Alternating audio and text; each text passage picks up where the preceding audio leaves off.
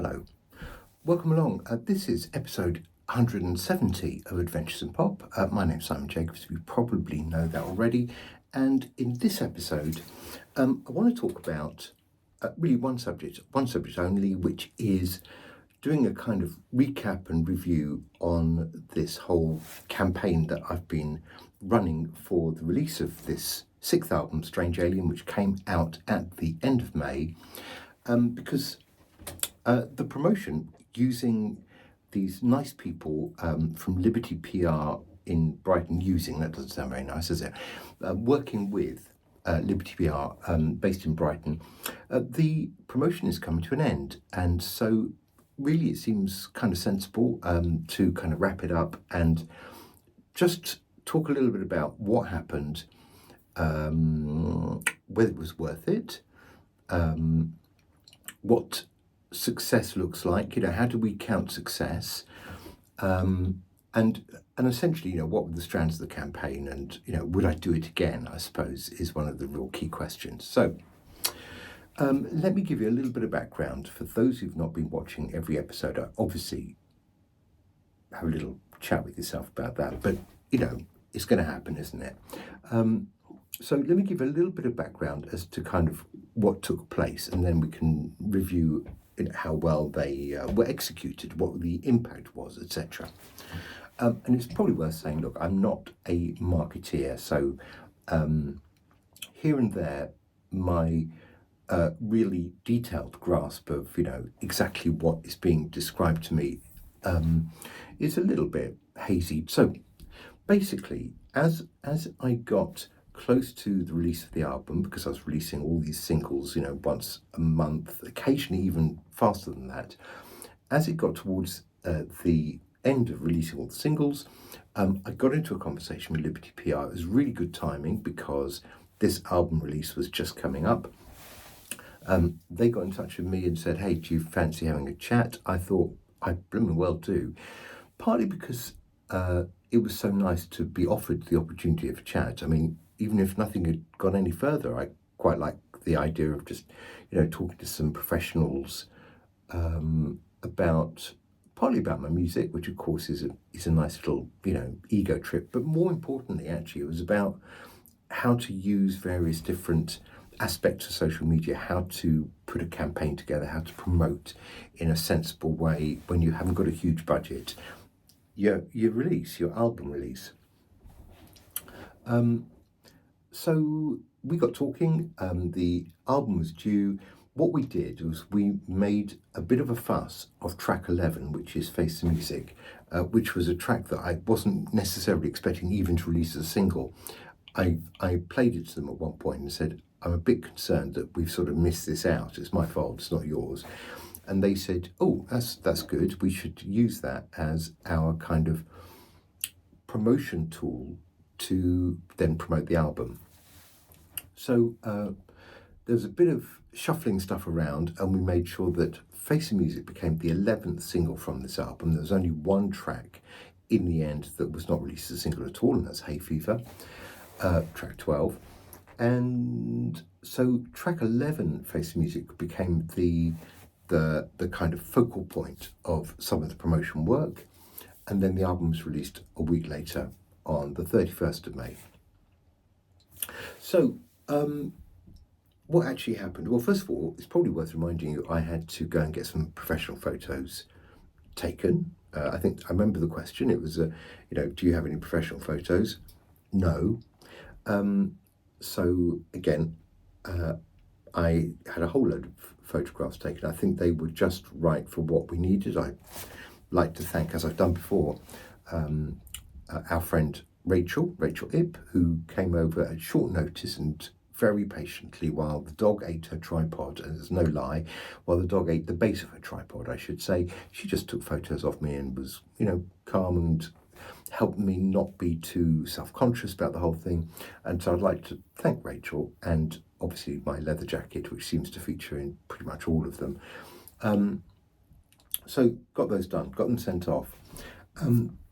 Early on, the focus was on TikTok. So this was kind of like element one of the campaign, TikTok. I was not sure what TikTok was going to do, but apparently there is really quite clear crossover from people who watch TikTok to people who will then go and explore your music on Spotify. So there is a route through from TikTok to Spotify, which is quite a major thoroughfare. So it's worth kind of bearing that in mind. Now, look, I'm not a TikTok person. I'm not really on TikTok. The way they did this was to kind of harness the viewing figures of people who were already on TikTok being very influential. So we went straight to the influencers. This is obviously something that Liberty PR have done over and over and over again.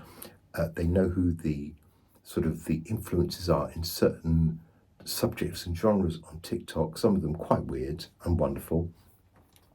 And the idea there was to get bits of my music as the soundtrack, if you like, to the videos that these people are putting out all the time. So we managed to do that. We managed to get either a bit of Lay Down My Life or a little bit of I Breathe With You exposed on, I think, about a dozen TikTok videos, a dozen different people with their TikTok videos. And when you count up all of the views that those TikTok videos had, it was somewhere in the region of 120 plus thousand. Now, look, I've got to say, here and now, it's very difficult to regard the success of this whole promotion in terms of Spotify streams. I just don't think that's possible, and I don't really think it's helpful. Look, I'm a big counter of numbers as much as anybody else, and I can get a bit obsessive about numbers like this and watching progress and a good day and a bad day and all the rest of it. But actually, I think I was advised several times to kind of just not only measure in terms of how it affects streams on Spotify. I've got to say, probably of all the parts of the campaign, the TikTok bit was the bit that I still probably understand the least as to whether it's actually driven anything further forward. I'm sure it doesn't do any harm, but I don't know, honestly, how valuable that part of the campaign was. Okay, so that's TikTok. Second part of the campaign, which I could really understand, is much more in my area of understanding, was about getting articles and reviews into music magazines. And I think success here was mixed, but it was kind of good enough. I don't think it was outstanding, but I think it was good enough. So basically, we put together a press release that didn't take very long, and then this press release or versions of it or reviews got appeared in 9 different publications. And then as a wrap up, just today, in fact, I've received from Liberty a kind of, what do they call it, a coverage book. And I just want to tell you what was written here, because this is quite useful. I think it helps to describe what it is they were doing with this. Okay. The exposure your channel has garnered will undoubtedly bring substantial credibility to you as an artist and resonate with your new potential viewers. And that's a really important sentence, because a lot of this is about demonstrating credibility and showing that you're serious. And then it can be really useful for work for Spotify. Spotify notice all of this stuff, apparently. But also if you want to get gigs, or if you want to, get more exposure in more magazines, you've got something to show people. So I'm going to keep all of these bits of press so that I can massage my ego every time I'm feeling really down about. No, that's not true. So that I can send it to my No. So that it's really useful, for future use at some point. So it's the kind of thing that certainly looks very good on a music CV. So when you're being asked to say, tell us about any press coverage you've had, finally I've got some, which is really handy. Now, what this person at Liberty also says, I've taken the liberty of adding a dedicated chapter in your coverage book, that's what they call it, that encapsulates the final results of our efforts. So what she's done is listed all of the different bits of coverage and also the kind of credibility score of each of the publications. So, some of them are more popular and more prestigious than others, and there is a score that has been given by some body or another to help you understand whether having an article in this particular publication is better than in that one or that one. Okay, it's important for the publications themselves because I guess it's a guideline to how much they charge for this kind of thing. Okay, so I got a whole coverage book from Liberty, and I'll be keeping that. It's nice. So that was the second thing, press. The third thing was taking one video and really kind of blowing it up. So for this, we took the video for Strange Alien, the track Strange Alien, the first track on the album, and over the last few weeks, it has gone from about 4,000 views to about 45,000 views. So they've added somewhere in excess of 40,000 views to that. And now look, that is about double my best efforts up until this point. So I do have a few videos that have made it to 20-ish.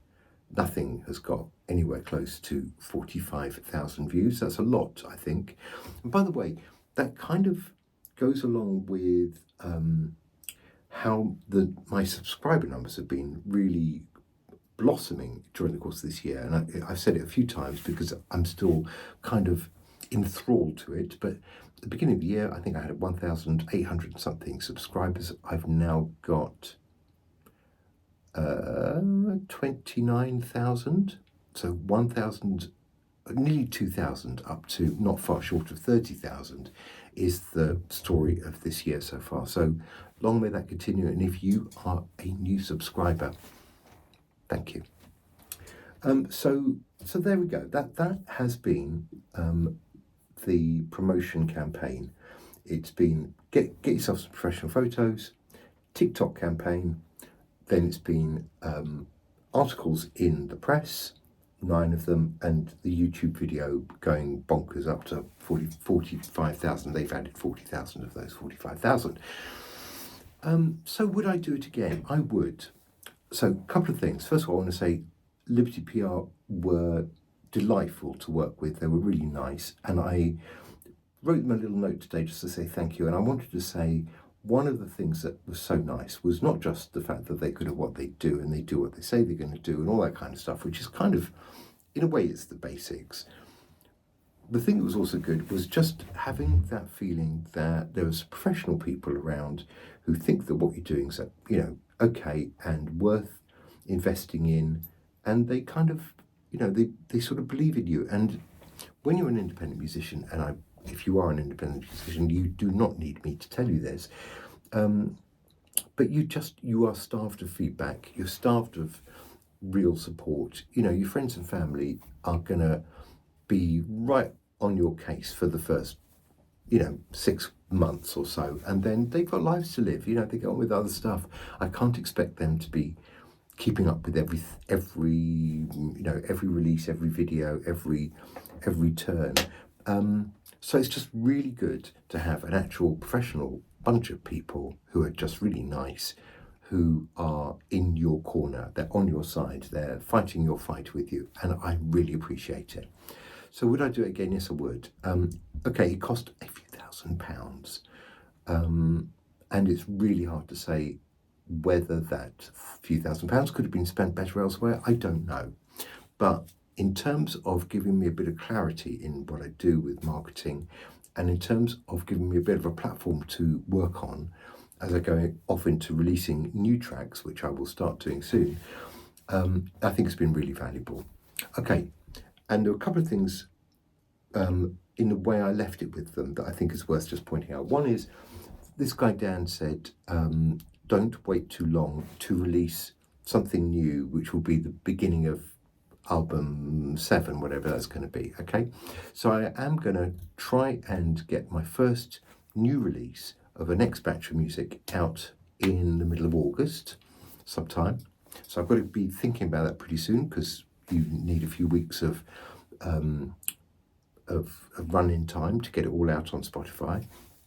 So that's pretty imminent, actually. It's a whole new batch of music. So that's all getting kind of sorted at the moment. So that's one thing. Then I said something about, maybe as I get towards the end of releasing all this lot, and we want to do maybe the same again. And Dan actually said, look, you don't have to wait. You don't have to wait till the end of the year. You can do something, ad hoc as and when. But yes, and maybe when we get to the end of the year, it won't be the same campaign. It might be something slightly different. It might be, something that builds on this. And I think there is an expectation that if we manage to get, this number of, for example, articles into the press, then we use that to leverage getting more next time round. So it's all about building a platform on which you carry on, doing your stuff. And one thing Dan said to me was, don't stop doing what you've always been doing. This is what we're doing at Liberty PR is just an add-on to that. Good advice. So look, that's it.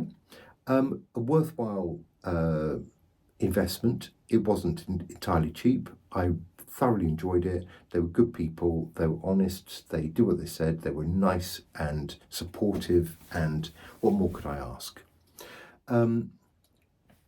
I'll be back soon with some actual new music, obviously in August. But before then, I will tease you with some other things that are being written at the moment, and we'll have plenty to chat about. So I'll see you really very soon, like during next week. And in the meantime, don't get too hot. It is quite warm here in southeast England. You take care. I'll see you soon. Bye bye.